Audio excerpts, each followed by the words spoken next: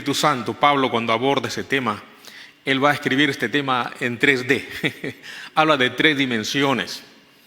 Amor, gozo y paz tiene que ver con el fruto del Espíritu en relación con Dios. Paciencia, benignidad y bondad tiene que ver el fruto en relación con el prójimo, con las personas que nos rodean.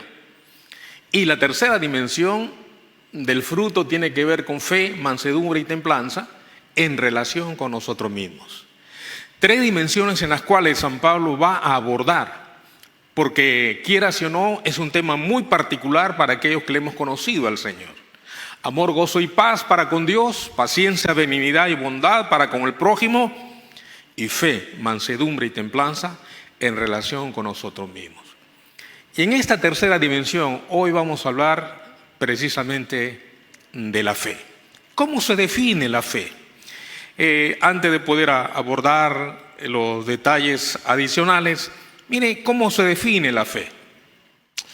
Ahí dice el significado de la fe. Viene de esa palabrita pistis y tiene 3 implicancias la fe.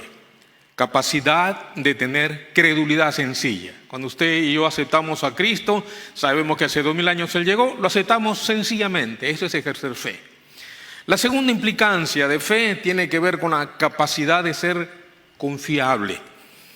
Usted y yo confiable, nos dan un dinero sin, por decir, firmar un recibo, lo recibimos y lo devolvemos, nos dan la llave de la casa, de un carro para cuidar, lo devolvemos, no pasa nada. Eso es fe también. Cuando trabajamos y no obstante que el jefe no está, no trabajamos al ojo del amo, eso es confiable, pistis. Pero la tercera incidencia de fe es la capacidad de caminar por convicción y no por vista. Ahora, cuando hablamos de convicción y no por vista, como está en el gráfico, es que aún las circunstancias, como dice ahí, la fe mira más allá de las circunstancias y descubre a Dios obrando a nuestro favor. Que las circunstancias pueden ser crudas, duras y difíciles, y sin embargo seguimos confiando en el Señor. De esta tercera incidencia es de lo que vamos a hablar en esta mañana con respecto a estas 2 personas llamadas Ruth y Noemí. El bosquejo que tiene que ver con esto, fíjese hermano, es este pequeño libro llamado Ruth. Vamos a ver en primer lugar en el capítulo 1 un antecedente dramático, es una historia muy particular. El capítulo 2 habla de Ruth conociendo a Booz, en el capítulo 3 Noemí y la antesala de la boda de Ruth y Booz, y el capítulo 4 Booz se casa con Ruth. Ahora, permítame esta pequeña introducción. Cuando hablamos de estas personas, ellos afrontaron, la familia de Noemí afrontó una circunstancia muy dura, como dice el texto que vamos a leer. Luego había una gran crisis de hambre allí, ¿no es cierto? Por eso es que a esta historia también se le llama el gran escape o la gran tragedia, pero también se le llama el gran retorno. Posiblemente Samuel es quien haya escrito este libro. Pero dice que el gran retorno, ¿por qué? Porque esta mujer regresó también a Dios, regresó a su tierra, regresó a su gente, pero sobre todo regresó a ese lugar de bendición. Y es así como el Señor une un día a Noemí con Ruth. Noemí, una mujer judía, Ruth, una mujer gentil, tenían algo en particular, sí. Una era anciana, una era veterana, la otra era jovencita, una era la suegra, otra era la nuera, ¿no es cierto? Étnicamente eran enemigas, pero Ruth ganó en Noemí una madre y Noemí ganó en Ruth una nuera que dicen por ahí fue mucho más que los otros 2 hijos que tuvieron. Sin otro preámbulo, rapidito, vamos a hacer una especie de vuelo de dron, así, rapidito, para ver esta historia tan particular. Un antecedente dramático. En primer lugar, mire el viaje de ida. Dice el versículo 1 al 5, dice, aconteció que hubo hambre en la tierra y un varón de Belén. Mire, pudiéramos detenernos en hablar cada uno de los simbolismos que hay aquí. Belén, casa de pan, fue a morar en los campos de Moab, él y su mujer y 2 hijos suyos. El nombre de aquel era Elimelech, significa Dios de mi rey, fíjese. Y el de su mujer Noemí, tome nota, significa dulce. Y los nombres de sus hijos eran Mahlón, enfermizo, y Kelión, cansado. Llegaron pues a los campos de Moab y se quedaron allí. Y murió Elimelec, marido de Noemí, y quedó ella con sus 2 hijos, los cuales tomaron para sí mujeres moabitas. El nombre de una era Orfa, fíjese, significa testaruda, y el nombre de la otra Ruth, amiga. Y habitaron allí unos 10 años, y murieron también los 2, Mahlón y Kelión, quedando así la mujer desamparada de sus 2 hijos y su marido. Queridos hermanos, en ocasiones, fíjese el principio que se deriva ahí, es difícil discernir por qué suceden cosas trágicas. A veces el cambio de lugar o el cambio de paisaje no mejoran las cosas. Noemí perdió a su marido, a sus hijos, y mire, está lejos de su nación y lejos de sus parientes que la puedan socorrer. Y un detalle muy particular, mire, dice el relato, el versículo 5, que quedó la mujer desamparada. Mire que pierde inclusive su identidad. Ya el autor, que posiblemente haya sido Samuel, ya no narra su nombre, ya no registra su nombre. Había perdido su identidad y aún su nombre debía quedar en el olvido. Esta mujer estaba reflejando todo lo contrario que su nombre identificaba. Recuerda que su nombre Noemí significa dulzura.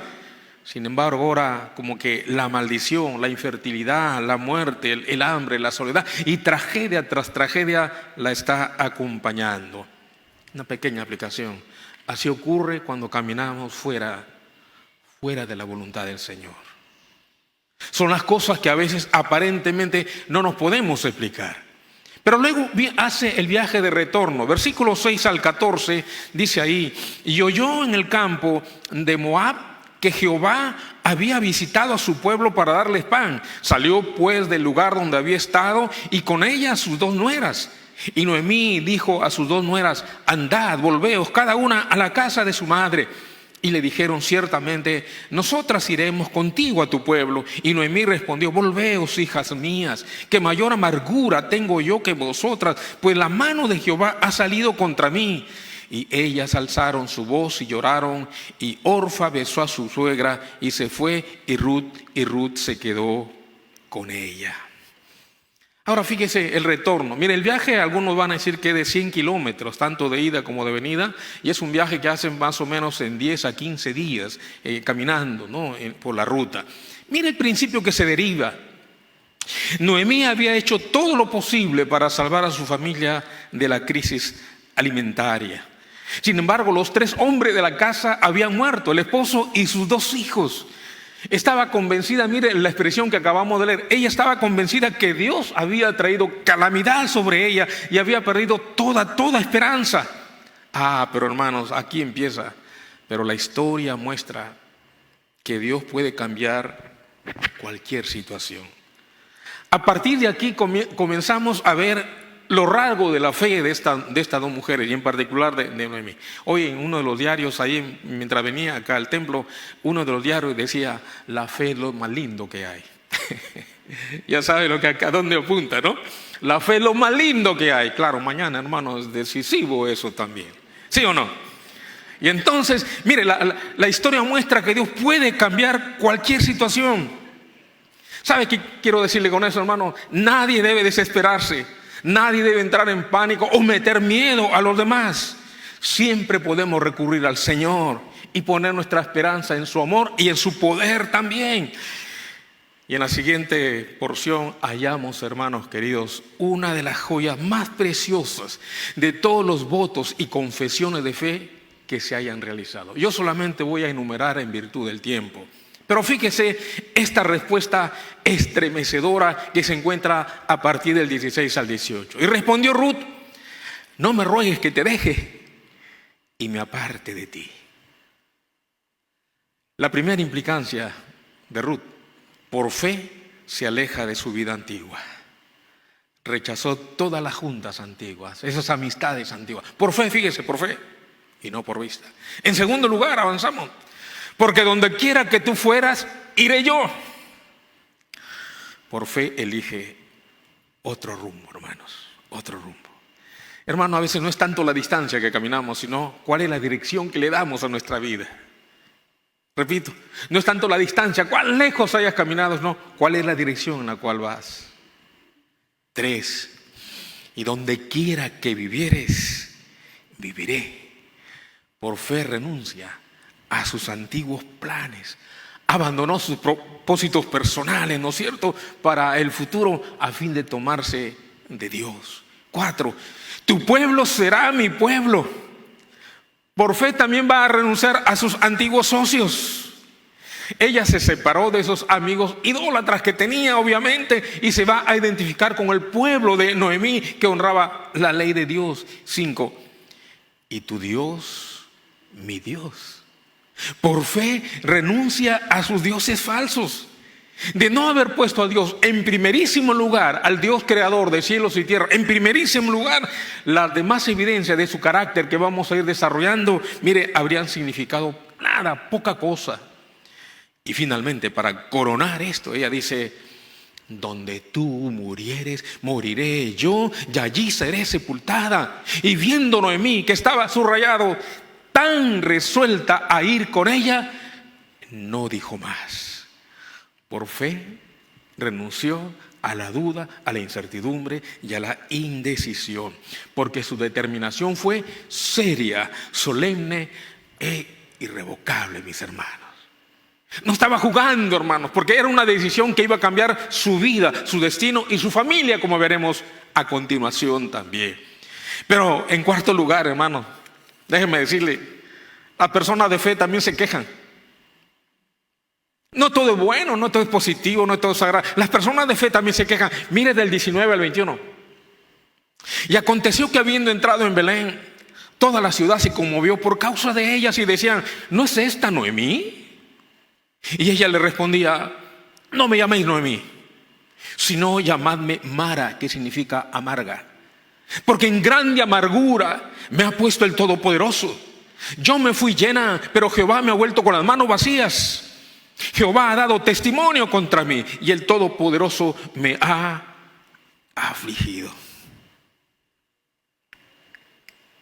¿Sabe de qué se deriva aquí, hermano? Mire, una persona de fe también se puede molestar eventualmente con Dios y puede hacer catarsis con los demás hermanos. Las personas de fe también se quejan, hermanos. No, crean que no. ¿Cuántas veces he afrontado eso en mi propia experiencia personal? Pero siendo justos con Noemí, hermanos, mire, si ella se hubiera amargado al 100% contra Dios y mandado todo al tacho, hermanos, posiblemente que se hubiera ido para otro lugar, lejos del Dios de Israel, y no habría regresado hacia su pueblo. Por el contrario, Noemí, fíjese, hermano, algo más. Noemí sabía que a pesar de sus calamidades personales, Dios es bueno, hermanos. Dios es bueno y que nos va a bendecir. Ahora, Noemí no tenía la más mínima idea, hermanos. No tenía, pero ni siquiera por aproximación, de cuán grandemente el Señor le iba a bendecir en poquísimo tiempo. Sigamos con el dron, por favor. Mire, el capítulo 2. Ruth conoce a Booz. Dice esa porción, en primera instancia, las personas de fe son trabajadoras también. Dice: tenía Noemí un pariente de su marido, hombre rico, el cual se llamaba Booz. Y Ruth la moabita dijo a Noemí: te ruego que me dejes ir al campo y recogeré espigas en pos de aquel a cuyos ojos hallare gracia. Y ella le respondió: ve, hija mía. ¿Por qué digo que las personas de fe son trabajadoras? Por lo que se deriva más. Dice aquí que esto muestra una gran actitud de trabajo en Ruth. Y también era espiritual, hermano. No hubiera sido más espiritual si se hubiera quedado sentado en casa a orar por la comida, hermano. ¿Y cuántas personas no quieren esforzarse? Se cruzan de brazos, hermano, esperando que le llegue ahí el trabajo, le llegue la solicitud o le llegue el alimento, hermanos. Es muy antiguo el refrán: a Dios rogando y con el mazo dando, hermano. Ruth, una mujer de fe, pero trabajadora. En segundo lugar, las personas de fe también son guiadas por Dios. Versículo 3 al 6 dice: fue pues, y llegando espigó en el campo, y aconteció que aquella parte del campo era de Booz, subrayado, el cual era de la familia de Elimelech, esposo de Noemí. Y he aquí que Booz vino y dijo a los segadores: Jehová sea con vosotros. Y ellos respondieron: Jehová te bendiga. Y Booz dijo a su criado, el mayordomo de los segadores: ¿de quién es esta joven? Y el criado mayordomo de los segadores respondió y dijo: es la joven moabita que volvió con Noemí de los campos de Moab. Ahora, mi hermano, habían cientos de terrenos para ir a trabajar. Habían cantidad de fanegadas de terrenos para ir a cosechar. Pero Ruth llegó a ese campo, ¿sabe por qué? Porque Dios la estaba guiando. ¿Cómo así? Mire lo que se deriva. Nos va a evidenciar esto, que alguna de las maneras maravillosas en que Dios trabaja es la mano invisible del Señor. Si Ruth se hubiera quedado en casa, hermano, reitero, si Ruth se hubiera quedado en casa esperando una revelación espiritual, hermano, posiblemente hubiera tenido que esperar mucho tiempo, se hubiera envejecido ahí. Y no solamente eso, hermano, hubiera ido al campo equivocado inclusive. Pero no, ella experimentó el mover natural de la sobrenatural mano de Dios, hermanos. Y así ocurre cuando tomamos la iniciativa, mis hermanos. Y así ocurre cuando somos emprendedores con nuestras cosas, mis hermanos. ¿Cuántas oportunidades perdemos? ¿Cuántas situaciones perdemos? ¿Cuántas bendiciones perdemos, hermano, por ser quedados? No, hermano, a veces dicen: no, soy yo así. No eres así, mi hermano. Si eres del Señor, tienes el Espíritu Santo de Dios. Y vamos, decíamos, tienes el dunamis de Dios, la dinamita del Señor, el dinamo del Señor. ¿Y cuántas ocasiones se pierden, hermano? Precisamente por ser quedado. Ruth se pudo haber quedado, hermano, pero no hizo eso, porque una mujer de fe, una persona de fe, es trabajadora y también es guiada por el Señor. Pero en tercer lugar, una persona de fe también, las personas de fe hallan gracia y protección de los demás. Miren lo que dice el versículo 12: Jehová recompense tu obra y tu remuneración sea cumplida de parte de Jehová, Dios de Israel. Ahora, vos, permítame la expresión, ya en la previa se había enterado y sabía del compromiso de Ruth con el Dios de Israel. Por eso que lo que dice a continuación, esta era la manera y la amabilidad y del ánimo que tenía este hombre a una joven creyente en el Señor. Es así cuando uno viene al Señor, hermanos, haya su favor y es rodeado también de la benignidad, de la bondad y de la generosidad de los demás, hermanos. Este Booz ya se había enterado, ya se había documentado de quién era esta joven que estaba ahí trabajando para él. ¿Se da cuenta, mi hermano, cómo las personas de fe hallan gracia y protección en los demás? Otra vez, ¿cuántas ocasiones, cuántas bendiciones se pierden por no hallar gracia con los demás? A veces tu carácter, tu temperamento, tu forma de ser con tu jefe, con tus compañeros, a veces generas anticuerpos. Y esta mujer no generó anticuerpos. Los empleados vieron que era una persona trabajadora, humilde, sumisa. Amén o ay, ay, ay. Amén. Muy bien. Dice algo más, dice: Jehová, Dios de Israel, le dice algo más, vos, bajo cuyas alas has venido a refugiarte. Mira, esta es una hermosísima ilustración de qué, de una metáfora de una ave acurrucándose bajo las alas de una ave o mamá adoptiva. ¿Qué está hablando acá, hermanos? Que una persona de fe puede encontrar eso, confianza y seguridad. Las mismas alas que nos cobijan cuando hemos venido al Señor, hermanos. De repente usted muy temprano quedó huérfano o huérfana. De repente muy temprano usted tuvo que afrontar la vida solo, pero conoció al Señor.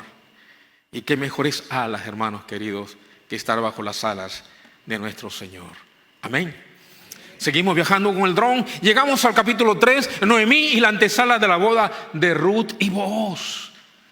Fíjese, en esa porción encontramos algunos elementos muy importantes de la experiencia de estas dos personas. Y en primer lugar, para decirles que las personas de fe consideran a los demás. ¿Cómo así? Dice el relato sagrado, después le dijo su suegra a Noemí: hija mía, no he de buscar hogar para ti, para que te vaya bien. Lea bien conmigo. No he de buscar hogar para ti, para que te vaya bien.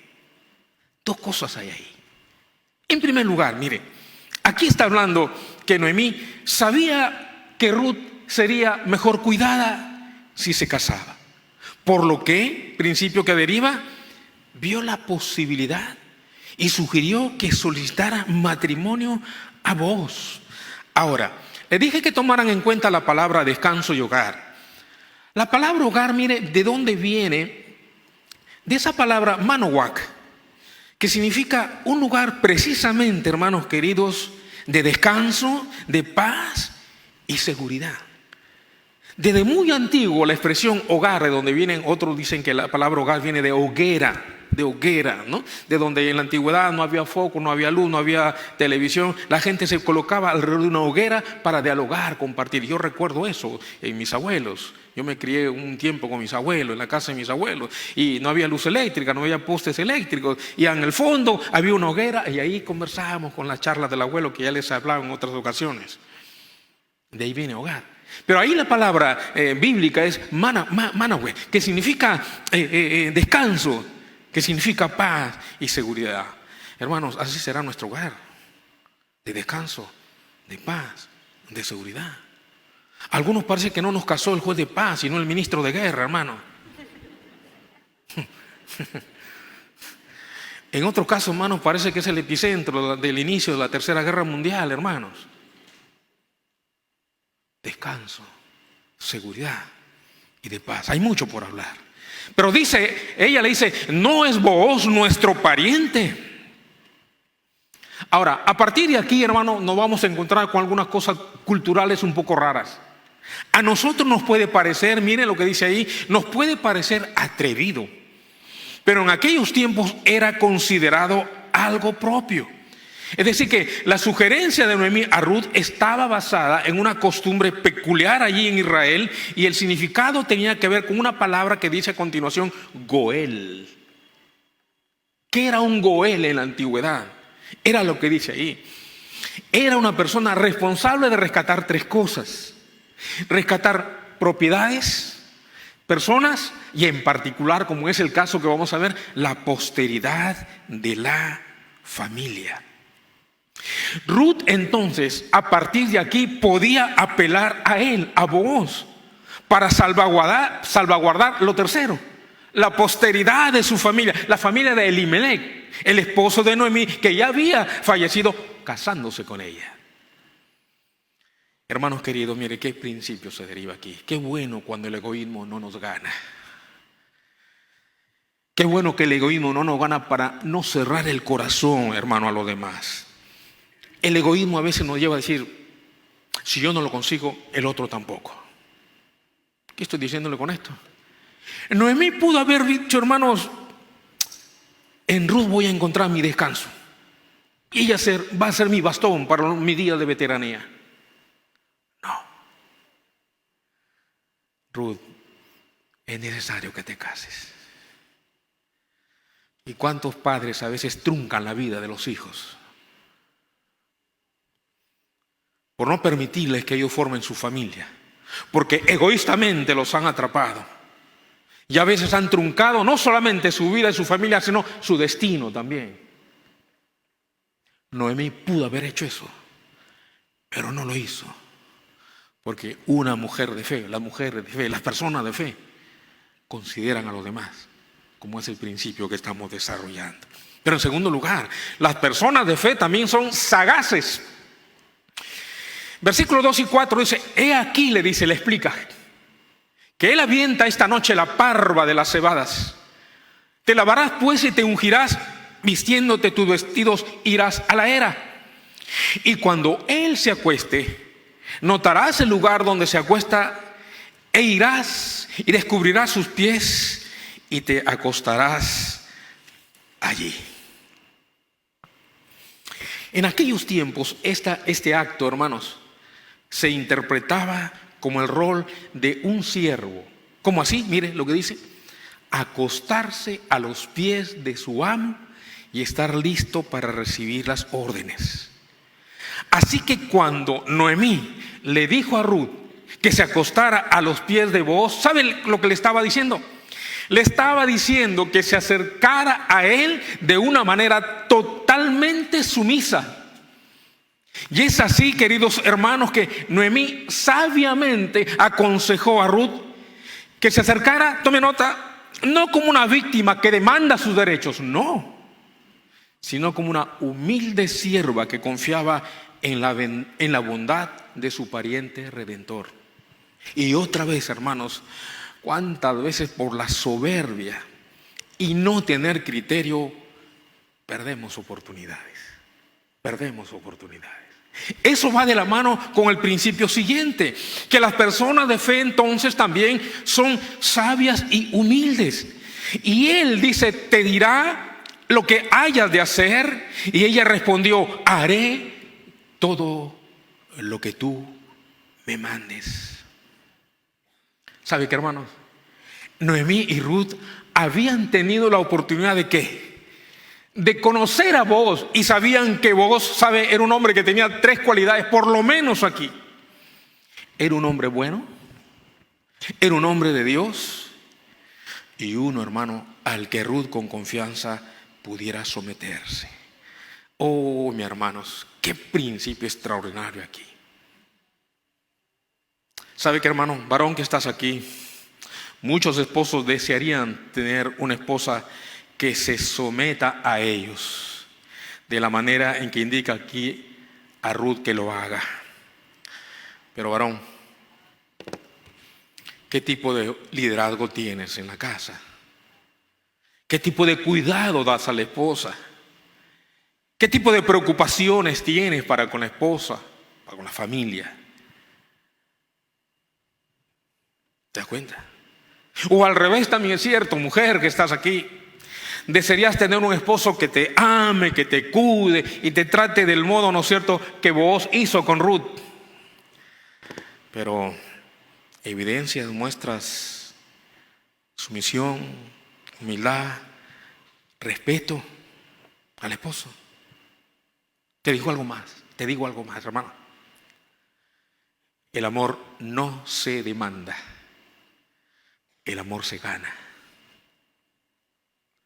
El amor no se exige, el amor se gana, queridos hermanos. ¿Amén? O ay, ay, ay. Algo más, mis hermanos. En cuarto lugar, las personas que tienen fe también tienen osadía. Versículos 6 y 9 dice: descendió pues a la era e hizo todo lo que su suegra le había mandado. Entonces él dijo: ¿quién eres? Y ella respondió: yo soy Ruth, tu sierva. Subrayado: extiende el borde de tu capa sobre tu sierva, por cuanto eres pariente cercano. ¿Sabe qué, mis hermanos? Otra vez, esta es una manera cultural de decir: ¿sabe qué? Soy una viuda, tómame como tu esposa. Y aquí está, mis hermanos, el atrevimiento de Ruth, que le pide a Booz que la tome en matrimonio. Eso es lo que le está diciendo, hermanos. Era un gesto muy atrevido, pero permítame, hermanos, pero no inapropiado.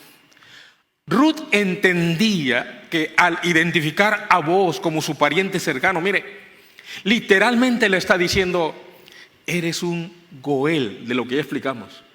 Eres un pariente redentor.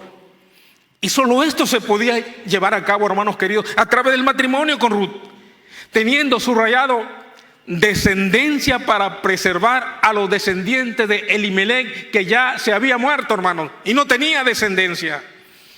Ruth aquí entonces, con valentía, con humildad, hermanos, luchó por sus derechos. ¿Cómo así, hermanos? ¿Sabe por qué? como debiéramos también hacer alguna vez nosotros, por lo que nos corresponde algunas ocasiones. A veces decimos, si Dios quiere, ¿querrá Dios? Hermano, Dios quiere. No nos durmamos, hermano. A la voluntad de Dios, que de repente, no, hermano, la voluntad de Dios, sí, hermano. A veces por ser otra vez quedados, hermano, nos dormimos. Y aquí hay una mujer, hermano, que toma seriamente, hermano, sus derechos. No lo reclama indebida y con soberbia. Lo reclama de una manera normal, fluye normal esta petición. Es que las personas de fe tienen osadía, hermanos. Tienen osadía. Sigamos viajando para ir cerrando. En el capítulo 4, Booz se casa con Ruth para decirle en primer lugar que las personas de fe son bendecidas con familia. Versículo 13 dice, Booz pues tomó a Ruth y ella fue su mujer y se llegó a ella y Jehová le dio que concibiese y diese a luz un hijo. Querido hermano y amigo, esta es la evidencia de lo que Dios puede hacer a través de una humilde mujer que vuelve y se acerca a Dios. Hay excepciones que obviamente no vamos a entrar a tallar porque algunas personas no son bendecidas con familia. Ese es otro tema, pero estoy siguiendo la secuencia de lo que estamos narrando de este libro. El segundo principio, queridos hermanos, es que aquí vio algo más. Que las personas de fe ven recompensada su fe.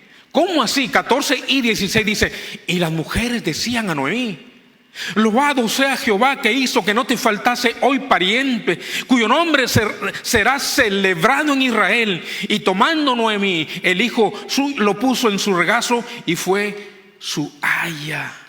Hermanos queridos, les dije hace un instante que si tan solo Noemí hubiera visto entonces cuán grandemente el Señor la iba a bendecir al final, uno no se puede percatar, hermano, cómo Dios en su gracia infinita produjo esto. Noemí, si usted se percató algo más, en el capítulo 1, ¿qué estaba diciéndole al Señor? En grande amargura me ha puesto el Señor. Jehová me ha retornado con las manos vacías. Es más, Jehová ha dado testimonio contra mí. ¿Sí o no? Así vino. Ya no me llamen Noemí, que significa dulce. Ahora soy Mara, soy amarga. Así dijo ella. Pero no podemos culpar a Noemí, hermano. ¿Sabe por qué? Porque con seguridad hacemos y decimos lo mismo también. Pero tenemos que aprender algo de ella. ¿Qué aprendió Noemí? Mire lo que aprendió. Que el plan de Dios es perfecto y lleno de amor. Y aun cuando no podemos comprender lo que Él está haciendo, y a veces nos puede desconcertar, hermanos, sin embargo, Dios sabe lo que está haciendo. Repito, hermano, Dios sabe lo que está haciendo. ¿Por qué se lo digo? Por la última cláusula. Es que las personas de fe ven una descendencia extraordinaria. ¿Cómo así? El 17 dice, y le dieron nombre a las vecinas y lo llamaron Obed. Este es padre de Isaí, padre de David. Si usted y yo lo leemos así en seco, no vamos a entender lo que dice eso. Pero mire la ventana siguiente lo que dice.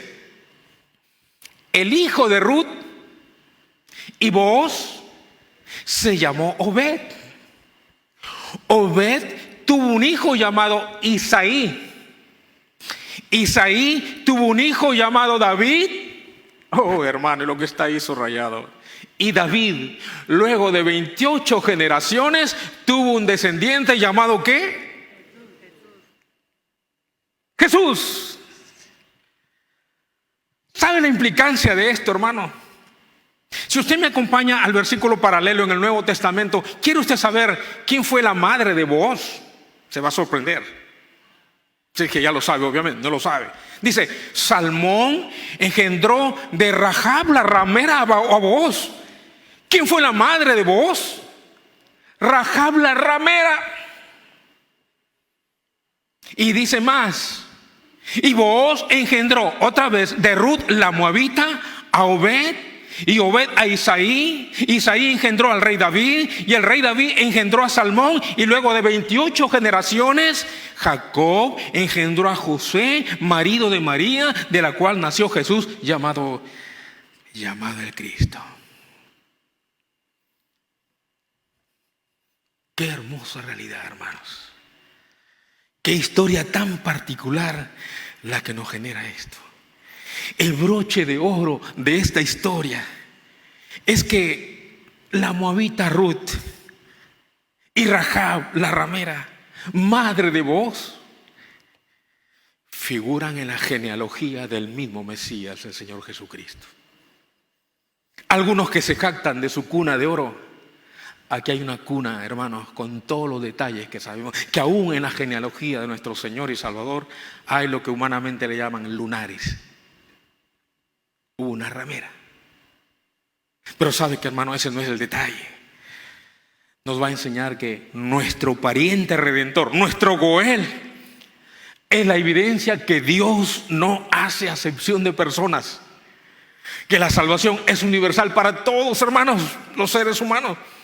Pero sobre todo para dejar un clarito y vivo ejemplo de fe, de consagración, de lealtad y perseverancia. Cierro ya, hermanos. Que esta moabita, Ruth y Rahab, la ramera, madre de Booz, figuran en la genealogía de nuestro Señor Jesucristo. He aquí, Ruth y Noemí, estas mujeres de fe. Viudas sin esperanzas, que sin embargo, hermanos, se convirtieron en el antepasado del Hijo de Dios. Ruth es un ejemplo para nosotros del trabajo duro y también de la fidelidad. Dice San Pablo, hermanos, que sin fe es imposible agradar a Dios. Sin fe es imposible agradar a Dios. Fe por convicción, caminando por convicción, no tanto por credulidad ni confianza, convicción, caminando por fe y no por vista. Dios nos bendiga, hermanos. Vamos a orar, la hora no ganó.